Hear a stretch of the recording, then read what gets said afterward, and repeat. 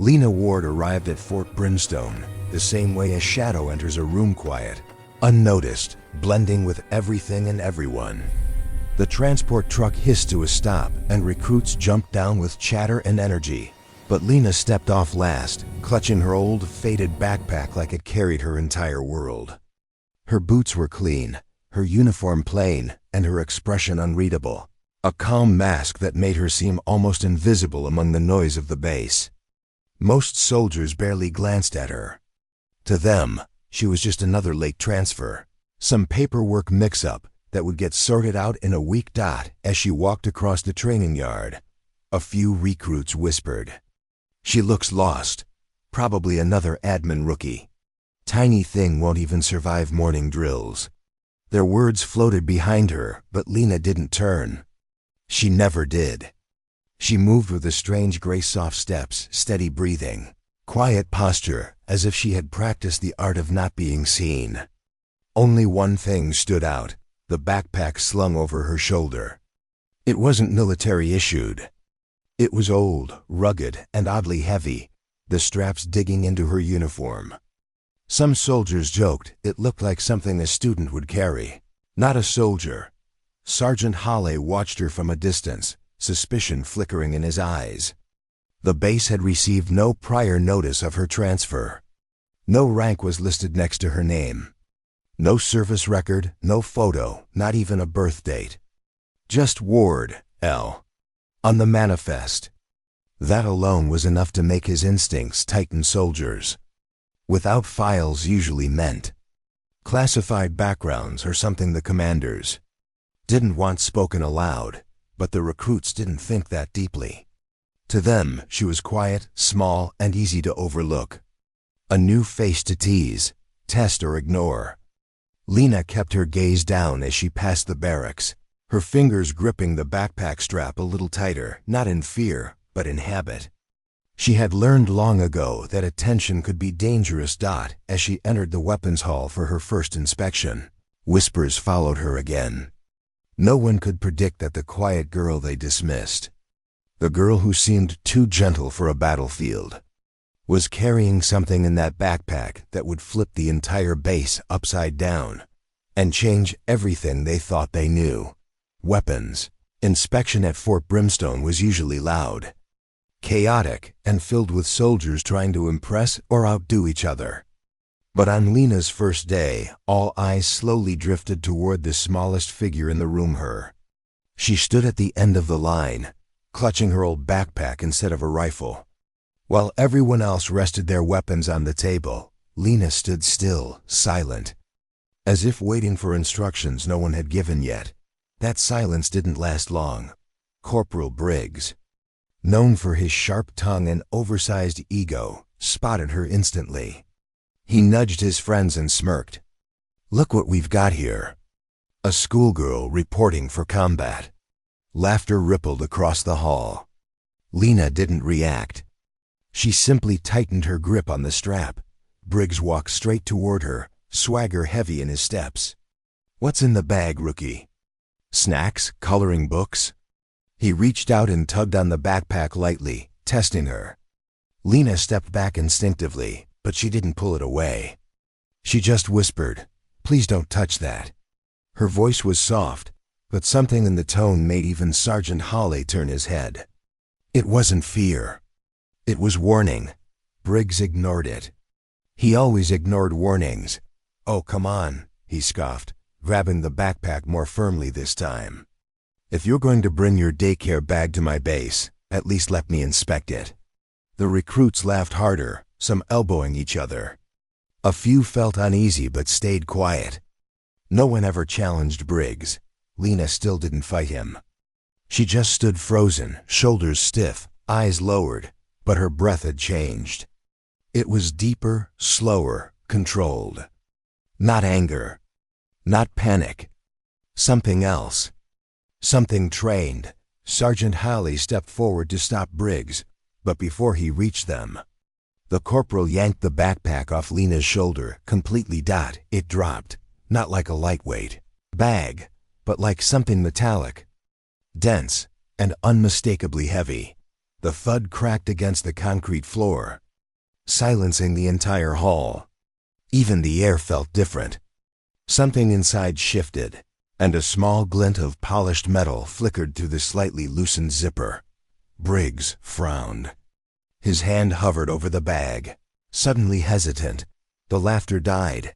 Every soldier leaned forward, breath held, whatever was inside that backpack.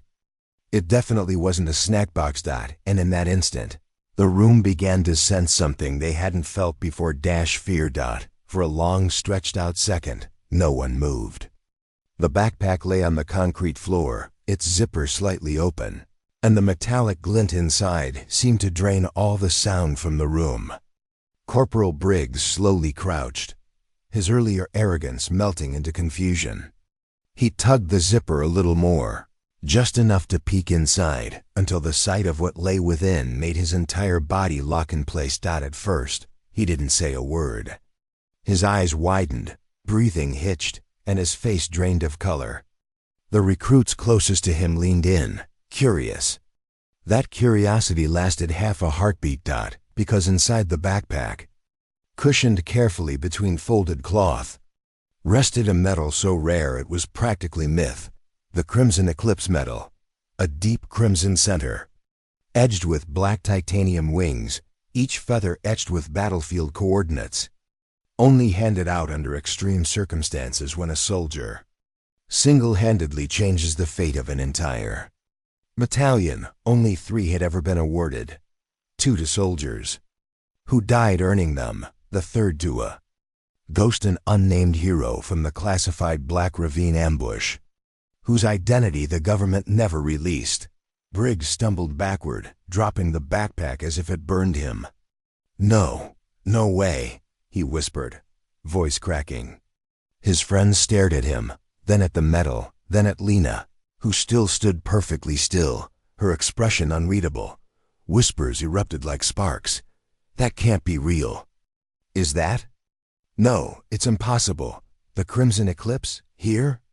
Sergeant Hawley pushed through the circle forming around the bag. The moment he saw the metal, he froze mid-step. His jaw clenched, eyes flickering between awe and terror. He knelt and inspected it closer, hands trembling. This wasn't a replica. This wasn't a prank. The engraving, the deep maroon core, the serial mark, all authentic. He looked up at Lena. Where did you get this? Hawley asked quietly, not as a superior, but as a man speaking to someone far above him. Lena didn't answer.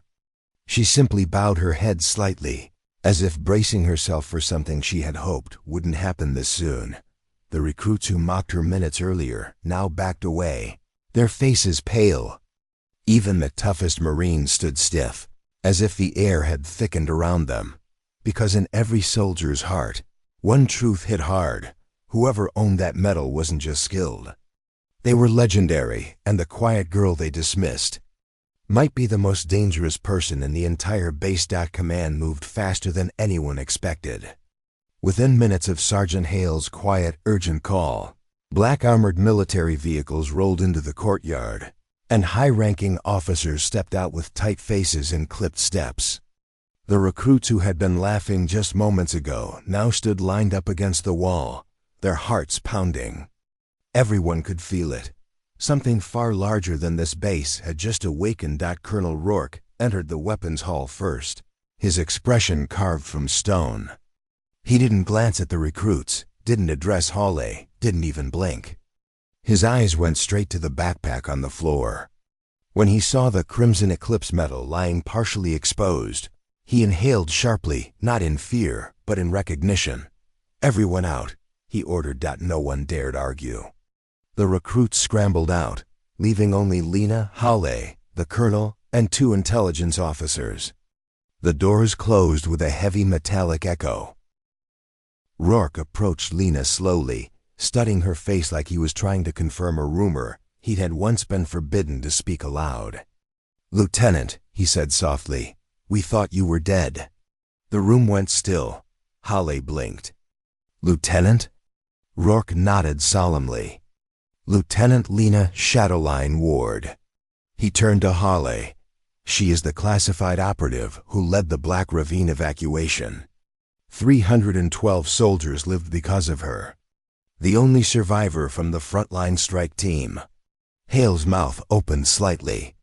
It didn't feel real. This small, quiet girl? The ghost from the classified files? The nameless hero whose reports were sealed so tightly that even senior officers whispered her story like a myth? Rourke continued, his voice lower, almost reverent. She crawled for 3 miles with a shattered leg to reach a signal point. She held off an armored platoon alone long enough for reinforcements to escape. She was never officially recognized because the political fallout would have exposed our failures. His jaw tightened. We failed her. Lena lowered her gaze. I didn't want recognition, she murmured. I just wanted to disappear. But you're here now, Rourke replied gently. Which means something must have forced your hand. The officers exchanged looks but didn't speak. Hawley stepped closer. Why hide? Why come back as a recruit? Lena hesitated. This was the part she never wanted to say. Because someone is hunting the survivors of Black Ravine, she whispered. And I didn't want them to find me through the people I saved. Silence got heavy, cold, real. Hawley felt a chill crawl up his spine. Rourke's expression hardened into steel. The truth was no longer a secret. It was a threat. The quiet girl they mocked wasn't just a legend. She was the reason hundreds were alive. And the reason something deadly was coming straight toward Fort Brimstone. Fort Brimstone didn't sleep that night. The revelation of Lena Ward's identity spread across the barracks like electricity. Some whispered in stunned awe. Others sat silently processing the reality that they had been training beside a legend. But no one dared laugh anymore. Not after learning she was the soldier who walked alone through hell and refused to die. Inside the strategy room, the atmosphere had transformed completely. A massive holographic map flickered in the center. Red markers blinked across the border, representing hostile movements, the same faction that ambushed the Black Ravine unit years ago. Intelligence confirmed Lena's fear. They weren't hunting random targets. They were hunting her. And they were getting closer. Colonel Rourke stood at the head of the room. But every eye was on Lena. She remained quiet, watching the data scroll across the screen. Her fingers lightly tapping her thigh, a subtle sign of tactical calculation. The officers waited for her to speak, not because of her rank, but because of what she had survived. Finally, she stepped forward. Their movements aren't random, she said softly, her voice steady and cold. They're following a pattern, the same one they used at Black Ravine. They will strike from the West Canyon at dawn. And they expect this base to be unprepared. Hawley leaned forward. But we'll be ready this time. Lena shook her head. Not unless someone leads the counter-assault who understands their rhythm, their timing, their blindness spots. They evolve fast, but I know how they think. Colonel Rourke exchanged a look with his officers. Then he asked the question no one else had the courage to voice. Lieutenant Ward, will you take command of the strike team? The room held its breath. Lena's eyes lowered to the floor. For a moment, she looked like that quiet girl who first walked into the base, tired, trying to hide, carrying the weight of memories no one else knew. But then, she exhaled slowly, as if letting go of years of silence. If I lead, she said, I don't want revenge. I want this base safe.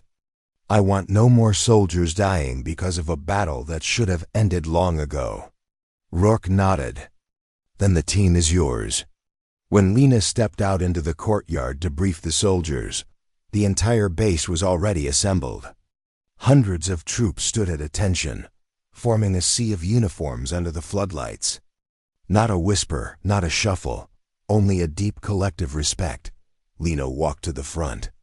The same corporal who mocked her on day one now stood rigidly straight, eyes fixed forward, shame written across his face. As she passed him, he couldn't hold it in anymore. He snapped into a salute, Crisp, loud, sincere, one by one. Every soldier followed. A wave of salutes rose across the courtyard, until the entire base stood in unified respect for the returning ghost of Black Ravine. Lena didn't bow, didn't smile. She simply nodded once, her expression calm, determined. "Gear up," she commanded quietly. "We start at dawn." The salute broke. Boots thundered. The base transformed, and as Lena lifted the Crimson Eclipse medal back into her backpack, the same backpack that once hid her identity, she finally understood something. She hadn't come to hide anymore. She had come to lead. His title.